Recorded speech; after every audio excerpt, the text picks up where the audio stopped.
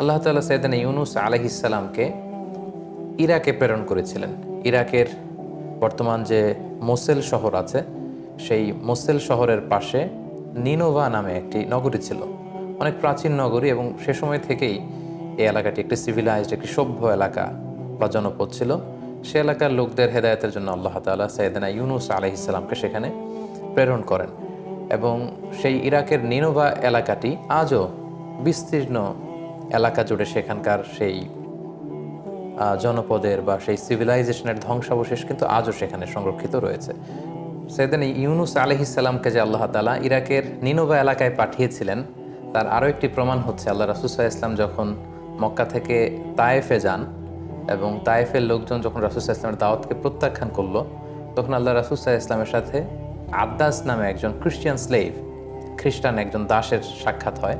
রাসূল সাল্লাল্লাহু আলাইহি ওয়াসাল্লাম তাকে জিজ্ঞেস করেছিল যে তোমার নাম কি? সে বলেছিল আদ্দাস। রাসূল সাল্লাল্লাহু আলাইহি ওয়াসাল্লাম জিজ্ঞেস করলেন যে মিন আইয়িল বিলাদি আনতা, তুমি কোন দেশের মানুষ? তখন সে বলল যে আমি নিনোভা এলাকার মানুষ। তখন রাসূল সাল্লাল্লাহু আলাইহি ওয়াসাল্লাম বললেন যে ইউনুস ইবনু মাত্তা যেই নিনোভা শহরে এসেছিল সেই এলাকার লোক তুমি? তখন আদ্দাস বলল যে আপনি কি করে জানলেন? আল্লাহ রাসূল সাল্লাল্লাহু আলাইহি ওয়াসাল্লাম বললেন, জানবো না, কারণ ইউনুস তো আমার ভাই, আমিও নবী, তিনিও ছিলেন নবী। একথা বলার সাথে সাথে আদ্দাস রাসূল সাল্লাল্লাহু আলাইহি ওয়াসাল্লামের হাতে চুম্বন করলেন, এবং সেখানে রাসূল সাল্লাল্লাহু আলাইহি ওয়াসাল্লাম যখন তার কাছে সঠিক দাওয়াত উপস্থাপন করলেন, তখন আদ্দাস রাসূল সাল্লাল্লাহু আলাইহি ওয়াসাল্লামের হাতে হাত রেখে কালিমা পড়ে মুসলমান হয়েছিল। এবং এই ঘটনাটি সিরাতে ইবনে হিশামে কিন্তু উল্লেখ হয়েছে। এই কথোপকথন বা কনভারসেশন থেকেও কিন্তু আমরা রাসূল সাল্লাল্লাহু আলাইহি ওয়াসাল্লামের এই কথা থেকে বুঝতে পারি যে সাইয়েদনা ইউনুস আলাইহিস সালামকে আল্লাহ তাআলা ইরাকের নিনোভা নগরীতে হেদায়েতের বাণীবাহক হিসেবে তিনি প্রেরণ করেছিলেন।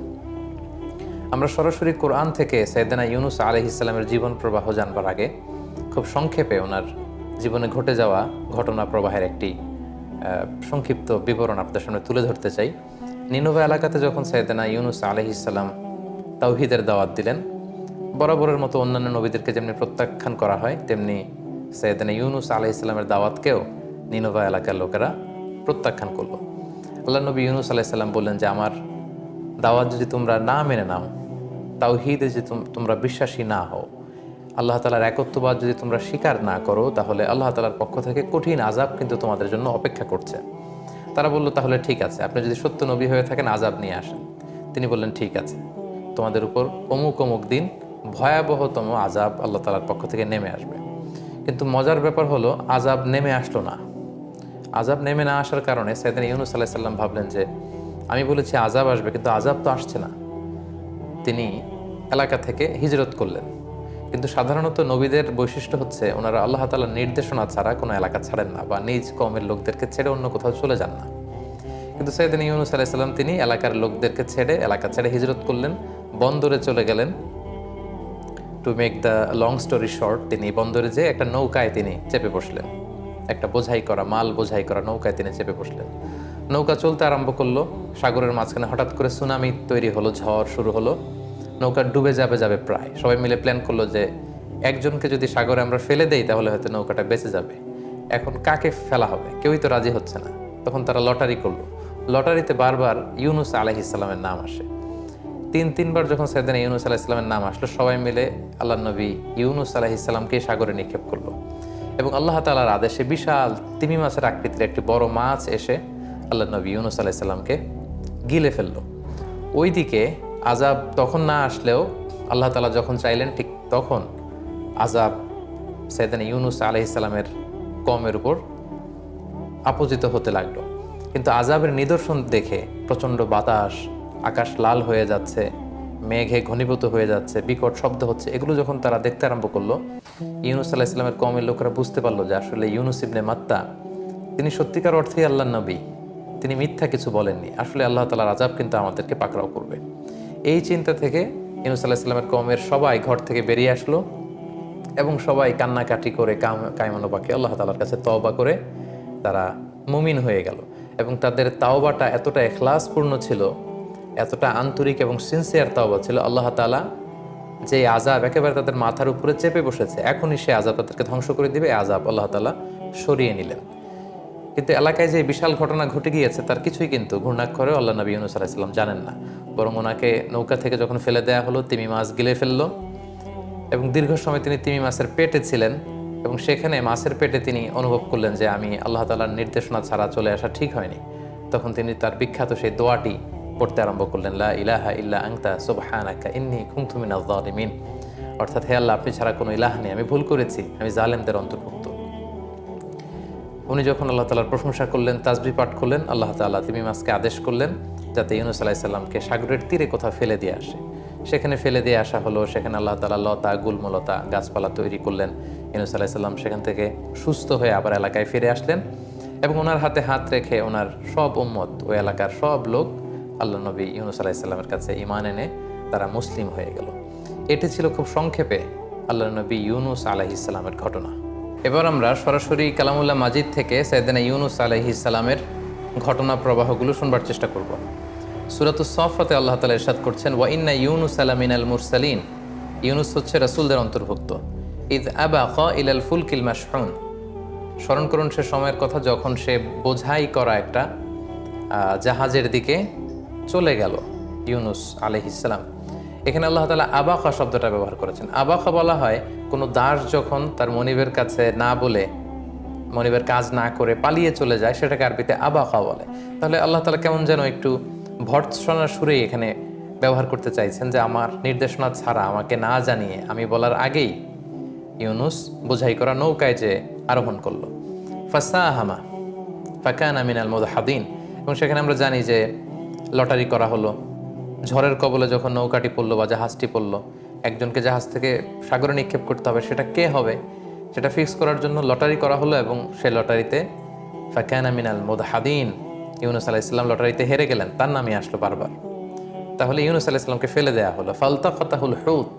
হুত বলা হয় বড় সাইজের যে সাগরের মাছগুলো, কাইন্ড অফ ওয়েল টাইপের, যেগুলো নীলতিমি টাইপের, এরকম বড় একটি মাছ এসে আল্লাহর নবী ইউনূস আলাইহিস সালামকে আস্ত গিলে ফেললো। ওহুয়া মুলিম। তিনি তখন নিজেকে ভর্ৎসনা করছিলেন এবং তিনি তখন বুঝতে পেরেছিলেন যে আমার আসলে আল্লাহ তাআলার নির্দেশনা ছাড়া নিজে নিজে এখানে চলে আসাটা ঠিক হয়নি। ফালাউলা আন্নাহু কানা মিনাল মুসাব্বিহিন।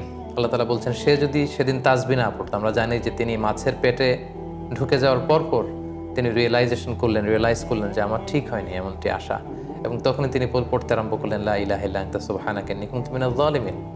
আল্লাহর নামের তাসবিহ জপছিলেন তিনি সে মাছের পেটের ভেতরে। আল্লাহ বললেন, ফালাউলা আন্নাহু কানা মিনাল মুসাব্বিহিন। ইউনূস যদি সেদিন মাছের পেটের ভেতরে তাসবিহ না পড়তো, লা লাবিসা ফি বাতনিহি ইলা ইয়াউমি ইউবআসুন। কিয়ামত পর্যন্ত সে মাছের পেটের ভেতরে থেকেই যেত। অর্থাৎ তিমি মাছের পেটের ভেতরেই ইউনূসের কবর হয়ে যেত, সেখানেই সে থাকতো, তার আর সেখান থেকে মুক্ত হওয়ার কোনো ব্যবস্থা হতো না। এই এক্সপ্রেশনগুলো এসেছে সূরাতুস সাফফাতে। এরপর আমরা যদি সূরাতুল আম্বিয়ার দিকে তাকাই তাহলে দেখব আল্লাহ তাআলা বলছেন, ওয়াযান্নুনি ইয যাহাবা মুগাদিবান। যান্নুন মানে হচ্ছে মাছওয়ালা। ইউনূস আলাইহিস সালামকে কিন্তু কোথাও বলা হয়েছে ইউনূস, কোথাও বলা হয়েছে যান্নুন মানে মাছওয়ালা, আরেক জায়গায় বলা হয়েছে সাহিবুল হুত, এর অর্থ হচ্ছে মাছওয়ালা। যেহেতু মাছ নবীকে গিলে খেয়েছিল, কোরআনে বর্ণিত 25 জন নবীর কারো ক্ষেত্রে এরকম আজীব বা অদ্ভুত ধরনের কোনো ঘটেনি আমরা জানি, শুধু ইউনূস আলাইহিস সালামের ক্ষেত্রে ঘটেছে। সো ওনার সাথে যেহেতু মাছের ঘটনার সম্পর্ক, আল্লাহ তাআলা বারবার মাছওয়ালা এটা তিনি উল্লেখ করেছেন।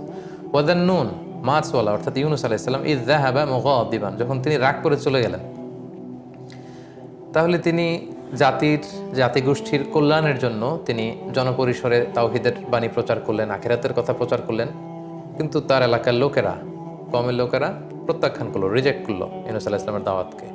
এই দাওয়াতকে গ্রহণ করলো না, ওনাকে নবী হিসেবে স্বীকৃতি দিল না। উনি বারবার দাওয়াত দিয়েই যাচ্ছেন, কিন্তু কেউ কথা শোনে না। ফলে তিনি রাগান্বিত হয়ে গেলেন, যেটা সাধারণত নবীদের গুণ নয়, কিন্তু তিনি রেগে গেলেন প্রচণ্ড। রেগে তিনি এলাকার লোকদেরকে ছেড়ে আল্লাহর নির্দেশনা বেঁধে রেখে তিনি নৌকায় যেয়ে আরোহণ করলেন। সাধারণত কোনো নবীর জন্য এটা শোভনীয় নয় যে ওনাকে যে কাজে বা যে দায়িত্বে অ্যাসাইন করা হয়েছে সে ব্যাপারে তিনি আল্লাহ তাআলার কোনো নির্দেশনা ছাড়া হিজরত করা বা ওই এলাকা ত্যাগ করে চলে যাওয়া সাধারণত নবুয়তির যে বৈশিষ্ট্য এটার সাথে এটা যায় না। ফাযান্না আল্লান নাকদিরা আলাইহি। ইউনূস আলাইহিস সালাম ধারণা করেছিলেন যে আল্লাহ এই ব্যাপারে আমাকে পাকড়াও করবেন না, কারণ আমি আমার দায়িত্বের রেসপন্সিবিলিটি যেটা ছিল সর্বোচ্চ পালন করেছি, তারা আমার কথা মানছে না, আমি এখানে থেকে কি হবে, এরকম একটা চিন্তা থেকে তিনি সেখান থেকে চলে গেলেন। তিনি ভাবলেন যে এজন্য আল্লাহ আমাকে ভৎসনা করবেন না বা পাকড়াও করবেন না। তারপরের ঘটনা আমরা জানি, সাগরে তুফান, ওনাকে ফেলে দেয়া হয়, মাছ এসে ওনাকে গিলে ফেললো। ফানাদা ফিল যুলুমাত, সাগরের একেবারে অতল গহ্বরে বিশাল তিমি মাছের পেটের ভেতরের অন্ধকারে তখন তিনি আওয়াজ তুলে ডাক দিলেন, ফানাদা, তিনি আল্লাহ তাআলাকে ডাকলেন আর পড়লেন, আল্লাহ ইলাহা ইল্লা আনতা সুবহানাক, হে আল্লাহ তুমি ছাড়া কোনো ইলাহ আমার নেই, আমাকে বাঁচাবার, আমাকে রক্ষা করবার মতো দ্বিতীয়টি কেউ নেই। সুবহানাক, তুমি মহাপবিত্র, পুত পবিত্র, তোমার পবিত্রতার বর্ণনা আমি দিচ্ছি। ইন্নী কুনতু মিনাজ জালিমিন, হে আল্লাহ আমি নিজে তো জালিমদের অন্তর্ভুক্ত হয়ে গেলাম, আমি তো ভুল করে ফেলেছি, তোমার নির্দেশনা ছাড়া আমার কওমের লোকদেরকে ছেড়ে দিয়ে আমি যে নিজের ইচ্ছে মতো, নিজের বুদ্ধি মতো, চিন্তা মতো চলে এসেছি, আল্লাহ আমি ভুল করে ফেলেছি। তাহলে কিছু সময়ের জন্য তিনি আল্লাহর নির্দেশনা ছাড়া চলে গেল, মুহূর্তেই কিন্তু তিনি আল্লাহ তাআলার দিকে রুজু করলেন, আল্লাহর দিকে ফিরে আসলেন, আল্লাহর তাসবিহ জপতে শুরু করলেন এবং আল্লাহ তাআলার কাছেই তিনি সাহায্য চাইলেন। এবং সাগরের অতল গহ্বরে মাছের পেটের ভেতরে থেকে উনি যখন এই দোয়াটা পড়লেন, আল্লাহ তাআলা বলেন, ফাস্তাজাবনা লাহ, আমি ইউনুসের এই ডাকে, এই দোয়ায় আমি সাড়া দিলাম। ওয়া নাজ্জাইনাহু মিনাল গাম, আর এই বিপদ থেকে তাকে আমি মুক্ত করলাম। ওয়া কাযালিকা নুনজিল মুমিনিন, আর এইভাবেই বিশ্বাসীদেরকে আমি আল্লাহ তাআলা মুক্তি দিয়ে থাকি। সূরাতুল আম্বিয়াতে ইউনুস আলাইহিস সালামের ব্যাপারে এরকম ঘটনাটা এসেছে। সূরাতু ইউনুসের ৯৮ নম্বর আয়াতে আল্লাহ তাআলা বলছেন, ফালাউলা কানাত ক্বরিয়াতুন আমানাত ফানাফাআহা ঈমানুহা ইল্লা কওমা ইউনুস, অর্থাৎ পৃথিবীতে এরকম কোনো জাতির ক্ষেত্রে ঘটেনি যে আযাব দেখার পরে তারা ঈমান আনতে শুরু করেছে আর তাদের ঈমান কাজে এসেছে, আল্লাহ আযাব সরিয়ে নিয়েছে। এরকম ঘটনা গোটা বিশ্বের ইতিহাসে বিরল, শুধুমাত্র কেবলমাত্র ইউনুস আলাইহিস সালামের ক্ষেত্রে এটা ঘটেছে। আযাব এসেছিল, কিন্তু কওমের লোকেরা সবাই ঘর থেকে বেরিয়ে কান্না জুড়ে দিল, তারা তওবা করলো, তাদের তাওবা দেখে, তাদের আন্তরিকতা দেখে আল্লাহ তাআলা সে আযাবকে সরিয়ে নিলেন। লাম্মা আমানু, তারা যখন ঈমান আনলো, আল্লাহ বললেন, কাশাফনা আনহুম আযাবাল খিজি ফিল হায়াতিদ দুনিয়া, এই দুনিয়ার জীবনের যে লাঞ্ছনাকর আযাব বা শাস্তি, এটা আমি সরিয়ে নিলাম। ওয়া মাত্তা'নাহুম ইলা হিন, এবং তাদের যতদিন পৃথিবীতে থাকবার কথা ছিল ততদিন থাকবার সুযোগ আমি আল্লাহ তাআলা তাদেরকে দিয়ে দিলাম। সূরাতুস সাফফাতের ১৪৫ নম্বর আয়াত থেকে ১৪৭ নম্বর আয়াতে আল্লাহ তাআলা সেখানে এই ঘটনাটি এভাবে এনেছেন। আল্লাহ তাআলা ইরশাদ করছেন, ফানাবাযনাহু বিল আরাই ওয়া হুয়া সাকিম, অর্থাৎ আমি ইউনুসকে মাছের পেট থেকে বের করে সাগরের তীরবর্তী কোনো একটা এলাকায়, কোনো একটা আইল্যান্ডে বা সি শোরে, সাগরের তীরে আমি নিক্ষেপ করবার ব্যবস্থা করলাম, নিক্ষেপ করলাম এমন অবস্থায় যে ওয়া হুয়া সাকিম, সে অত্যন্ত অসুস্থ ছিল। কারণ আমরা জানি মাছের পেটের ভেতরে তিনি ছিলেন, কতদিন ছিলেন আমরা জানি না। অনেক মুফাসসিরিন ইকরাম বিভিন্ন বর্ণনা এসেছে যে কেউ বলেছে ১ দিন, কেউ ৩ দিন, ৭ দিন, এমনকি ৪০ দিনের বর্ণনা পর্যন্ত পাওয়া যায়।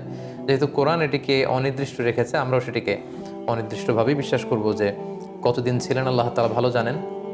এবং তিমি মাছের পাকস্থলীর ভেতরে যেহেতু তিনি ঢুকে গিয়েছিলেন, সেখানে পাকস্থলীর ভেতর যে অ্যাসিডিটি থাকে সেটার কারণে ওনার চামড়ায় ক্ষতি হয়েছিল, দেহে ক্ষতি হয়েছিল, ক্ষত হয়েছিল, স্বেচ্ছাতে হয়ে গিয়েছিল।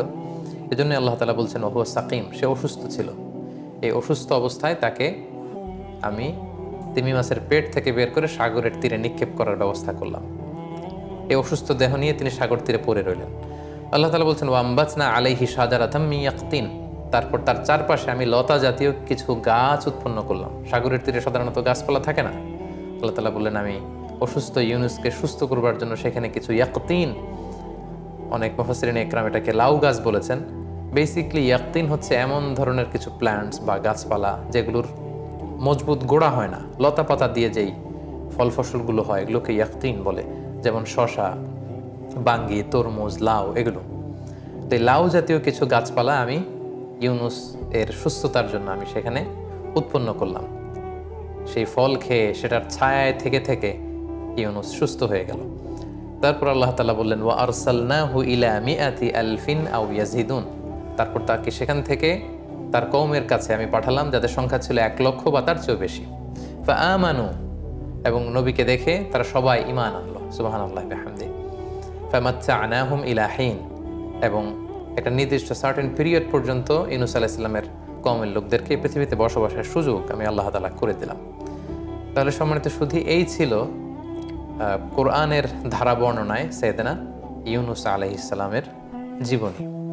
এবার আমরা সরাসরি ওনার জীবনী থেকে কি কি লাইফ লেসন আমরা নিতে পারি সেদিকে চলে যাব। প্রথম যে লাইফ লেসনটি আমরা ইউনূস আলাইহিস সালামের জীবনী থেকে নিতে পারি সেটা হচ্ছে রেগে যাওয়া থেকে আমাদেরকে সাবধানে থাকতে হবে। কারণ ইউনূস আলাইহিস সালাম দাওয়াত দিতে দিতে যখন দেখলেন যে কেউ তার কথা শোনে না, উনি রেগে গেলেন। আমরা প্রায় বলি যে রেগে গেলেন তো হেরে গেলেন। ইযযাহাবা মুগাদিবান, যখন ইউনূস রেগে মেগে এলাকার লোকদের ছেড়ে হিজরতে চলে গেল আমার নির্দেশনা ছাড়া। এবং এটাকে আল্লাহ তাআলা নেগেটিভলি এখানে আয়াতে উপস্থাপন করেছেন। তার মানে আল্লাহ তাআলা বোঝাতে চাইলেন যে ইউনূসের এটা ঠিক হয়নি। তার মানে আমরা রাগ করে সাধারণত যে ডিসিশনগুলো নেই এগুলো সাধারণত ঠিক হয় না। এবং আমি প্রায় বলি যে রাগ হচ্ছে ঝড়ের মতো। ঝড় যেমনি এক পাশ থেকে এসে সব কিছু ভেঙে চুরে লন্ড ভণ্ড করে তছনছ করে দিয়ে আরেক পাশ দিয়ে চলে যায়, রাগও এরকম। রাগ এসে বন্ধুর সাথে বন্ধুর সম্পর্ক নষ্ট করিয়ে দেয়, ভালোবাসার সম্পর্কগুলোতে টানাপোড়েন তৈরি করে। এবং রাগটা যখন আসে তখন টের পাওয়া যায় না। রাগের কারণে আমরা যা করে ফেলি, রাগ চলে যাওয়ার পরে আমরা তখন বুঝি যে হায় রে, কী সিদ্ধান্ত নিলাম, কি করলাম, এটা তো ঠিক হয়নি। সো রাগ যাতে আমাদেরকে কনজিউম করতে না পারে। আপনি যদি বারবার শুধু রেগে যান, রাগান্বিত ব্যক্তি তার নিজের সিদ্ধান্ত নেওয়ার ক্ষমতাকে শয়তানের হাতে ছেড়ে দেয়। সে নিজে আর সিদ্ধান্ত নেয় না, তার সিদ্ধান্ত তখন শয়তান করে দিতে শুরু করে। সো প্রথমে লেসন থেকে আমরা যেটা জানতে পারলাম যে একজন বিশ্বাসী হুট করে রেগে যাবে না, বরং সে কুল হেডেড হবে, সে ঠান্ডা মাথায় তার যে দায়িত্ব সেটি সে পালন করবে। 2 নম্বর যে শিক্ষাটি আমরা ইউনূস আলাইহিস সালামের জীবনী থেকে পাই সেটা হচ্ছে দাওয়াতি কাজে ধৈর্যের খুব দরকার। দাওয়া উইথ প্যাশনস, এটা কম্পালসারি, ইটস এ মাস্ট, এটা লাগবেই। বাংলা একটা কথা বলা হয় যে সয়ে যাও রয়ে যাবে। যে সয়ে যেতে পারে সে রয়ে যেতে পারে। সো ধৈর্যের কোনো বিকল্প নেই। এবং ইউনূস আলাইহিস সালামের এই ঘটনার অবতারণা কালামুল্লাহ মাজিদে করবার মধ্য দিয়ে কিন্তু আল্লাহ তাআলা বিশ্বনবীকে মূলত সান্ত্বনা দিচ্ছেন যে নবী, আপনাকে মক্কার কুরাইশরা কেউ পাগল বলে, কেউ কবি বলে, কেউ গণক বলে, কেউ জাদুকর বলে, কেউ মিথ্যাবাদী বলে, আপনি রেগে যাবেন না নবী। ইউনূস যেমনি তার কওমের লোকদের উপর রেগে আমার নির্দেশনা ছাড়াই চলে গিয়েছিল, আপনি আবার এরকম রেগে মেগে মক্কা ছেড়ে কোথাও চলে যাবেন, অন্য কোথাও চলে যাবেন না। এবং সেটি আল্লাহ তাআলা সূরাতুল কালামে খুব সুন্দর করে তিনি বলেছেন যে ফাসবির লিহুকমি রাব্বিক, হে নবী, আপনার রবের যে ফায়সালা আপনি এতে ধৈর্য ধারণ করুন। ওয়ালা তাকুন কা সাহিবিল হুত, ওই মাছওয়ালা মানে আমার নবী ইউনূসের মতো হবেন না। ইয নাদা ওয়া হুয়া মাকদুম, সে নির্দেশনা ছাড়া চলে যাওয়ার কারণে বিপদে পড়েছিল, কিন্তু বিপদে পড়ে আবার ঠিকই আমাকে ডেকেছিল, আমি তাকে রেহাই দিয়েছিলাম। এবং ইউনূস আলাইহিস সালামের এই ঘটনা বারবার বিভিন্ন আয়াত বিভিন্ন সূরায় বর্ণনা করার মধ্য দিয়ে কিন্তু মূলত আল্লাহ তাআলা বিশ্বনবীকে সান্ত্বনা দিয়েছেন যে নবী, আপনি রেগে যাবেন না, ধৈর্য ধারণ করুন। সূরাতুল মুজাম্মিল আল্লাহ তাআলা বলছেন ওয়াসবির আলা মা ইয়াকুলুন ওয়াহজুরহুম হাজরান জামিলা, নবী হে, ওরা কি বলে আপনি ভ্রুক্ষেপ করবেন না, just don't care, ignore them, তাদের এই কথাবার্তাগুলোকে আপনি ইগনোর করুন এবং আপনি ধৈর্য ধারণ করুন। তাহলে ইউনূস আলাইহিস সালামের জীবনী থেকে 2 নম্বর শিক্ষা হচ্ছে যে আমরা যখন দাওয়াতি কাজ করব আমাদেরকে প্রচণ্ড ধৈর্যের সাথে দাওয়াতি কাজ করতে হবে। বাধা বিপত্তি, বিরূপ মন্তব্য, নানা ধরনের প্রতিকূলতা, বাজে কমেন্টস এগুলো আসবে, কিন্তু ধৈর্য হারানো যাবে না। বিশ্বাসীরা কখনো ধৈর্য হারায় না। সেদিন ইউনূস আলাইহিস সালামের জীবনী থেকে বা ঘটনা প্রবাহ থেকে আমরা 3 নম্বর যে শিক্ষাটা পাই সেটা হচ্ছে পাওয়ার অফ তাওবা। তাওবার যে কত শক্তি সেটা কিন্তু আমরা এই ঘটনা থেকে জানলাম যে নিশ্চিত আল্লাহ তাআলার আযাব এসে এই নিনভা নগরীকে একেবারে ধ্বংস করে দেবে, ধূলিসাৎ করে দেবে, মাটির সাথে মিশিয়ে দেবে। কিন্তু তারা যখন ভুল বুঝতে পারলো, তারা যখন অনুতপ্ত হলো, তারা যখন অনুশোচনায় কাতর হয়ে আল্লাহ তাআলার কাছে কায়মন বাক্যে ক্ষমা চাইলো, তারা যখন ফিরে আসলো, তারা যখন একনিষ্ঠভাবে তাওবা করলো, আল্লাহ তাআলা সেই সাক্ষাৎ শাস্তিকে তিনি ওনার মেহেরবানিতে তিনি সরিয়ে নিলেন, উঠিয়ে নিলেন। তাহলে তাওবার কত শক্তি, দ্য পাওয়ার অফ তাওবা, এটা আমরা এই ঘটনা থেকে খুব স্পষ্ট জানতে পারি। অনেকে এখানে প্রশ্ন করে থাকেন যে আযাব যখন চলেই এসেছে, আযাব যখন দেখা যাচ্ছে, তখন আর তাওবা করে লাভ কি? তাওবা তো এর আগে করতে হয়। এটা বলতে যে অনেকে বলেন যে ফেরাউনও তো ঈমান এনেছিল যখন সে ডুবে যাচ্ছিল। ফেরাউন তখন বলতেছিল যে আমানতু আন্নাহু লা ইলাহা ইল্লাল্লাযী আমানাত বিহি বানু ইসরাঈল ওয়া আনা মিনাল মুসলিমিন। বনি ইসরাইলের লোকজন যার উপর ঈমান আনে, আমি ফেরাউনও সে আল্লাহর উপর ঈমান আনলাম। আল্লাহ বললেন আল আন, এখন অনেক বাড়াবাড়ি তুমি করেছো, দ্য টাইম ইজ আপ, সময় শেষ। অনেকে প্রশ্ন তুলে থাকেন যে ফেরাউনও তো লোহিত সাগরে যখন হাবুডুবু খাচ্ছিল, তার রুহু বের হওয়ার আগে সে হাত তুলে বলেছিল আনা মিনাল মুসলিমিন, আমি ঈমান আনলাম।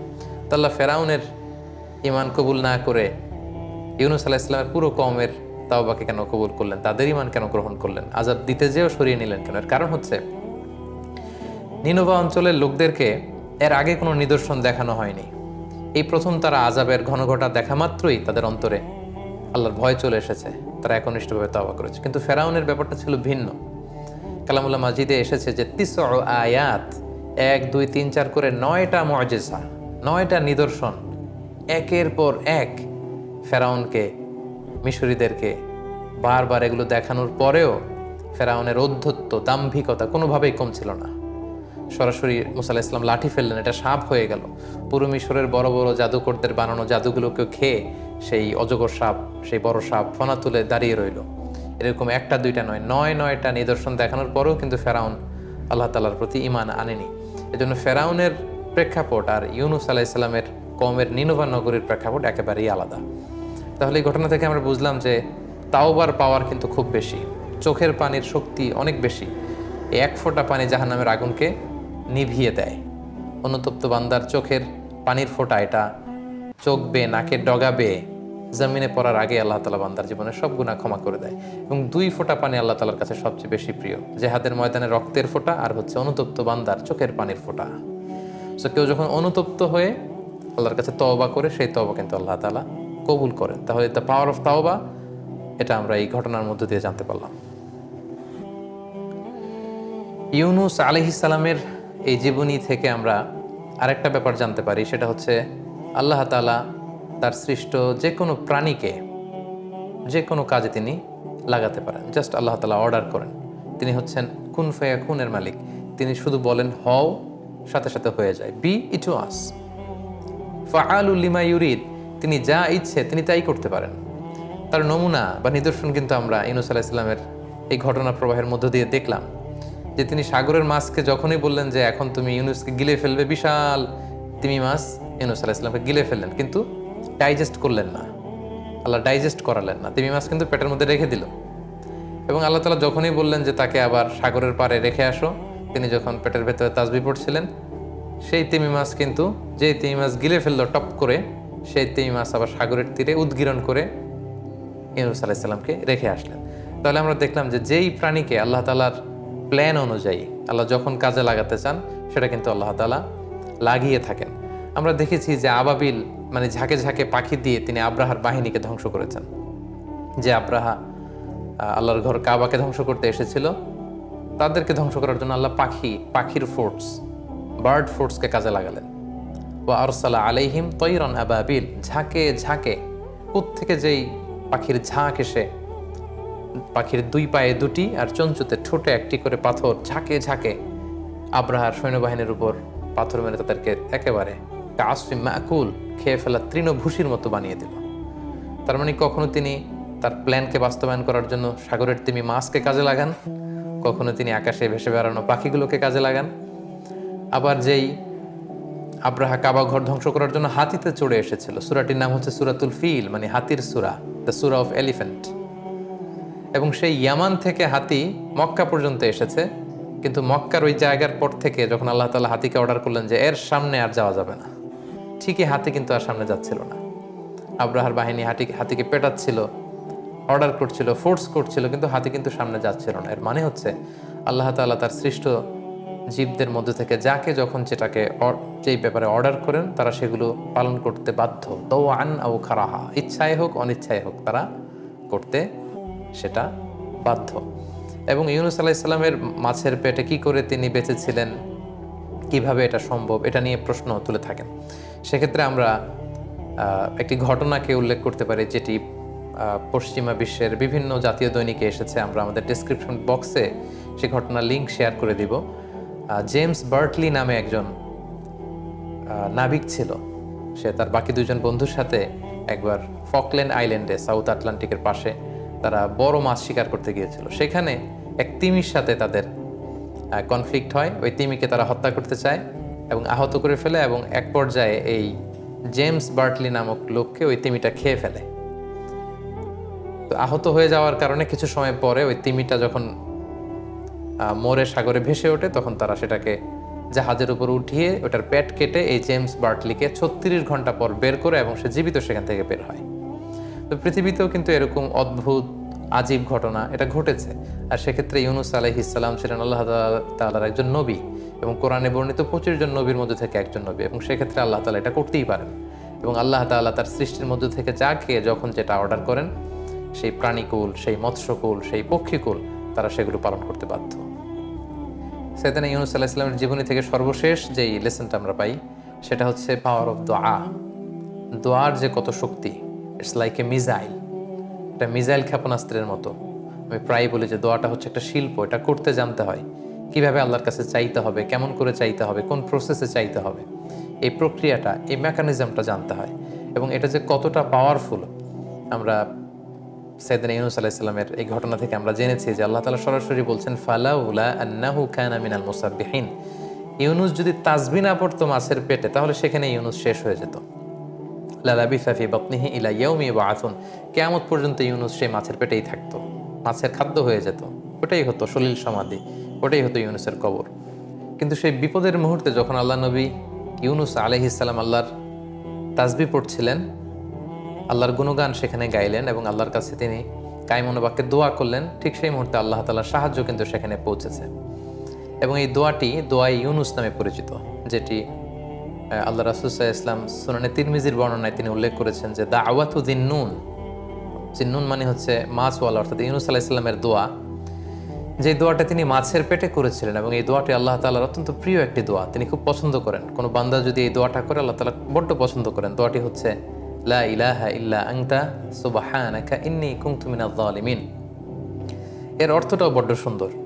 এর অর্থ হচ্ছে লা ইলাহা, অর্থাৎ হে আল্লাহ, আপনি ছাড়া আমার কোনো ইলাহ নেই। লা ইলাহা ইল্লা আনতা, আপনি ছাড়া আমার কোনো ইলাহ নেই।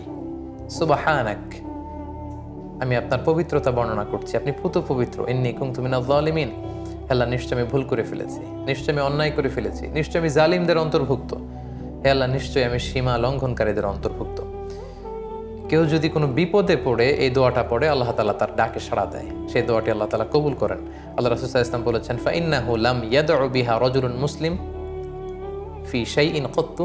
কোনো বিপদে পড়ে, কোনো প্রেক্ষাপটে, কোনো কাজে কোনো মুসলিম যদি এই দোয়াটি পড়ে, ইল্লাস্তাজাবাল্লাহু লাহ, আল্লাহ তাআলার সাথে সাথে তার বিপদ থেকে তাকে উদ্ধার করেন, তাকে মুক্তি দান করেন, তার ডাকে আল্লাহ তাআলা সাড়া দেন। তাই আমরা আমাদের চলতি পথে জীবনে যখনই আমরা বিপদের সম্মুখীন হব, যখনই কোনো ক্রাইসিস মোমেন্টে পড়ব, আমরা যেন সাইয়েদনা ইউনুস আলাইহিস সালামের দোয়াটি পড়ি, যেটা আমরা দোয়া ইউনুস হিসেবে সবাই চিনে থাকি, লা ইলাহা ইল্লা আনতা সুবহানাকা ইন্নী কুনতু মিনাজ জালিমিন। তাহলে সেই সাগরের অতল গহ্বরে, অন্ধকার তিমি মাছের পাকস্থলীর ভেতরে সাইয়েদনা ইউনুস আলাইহিস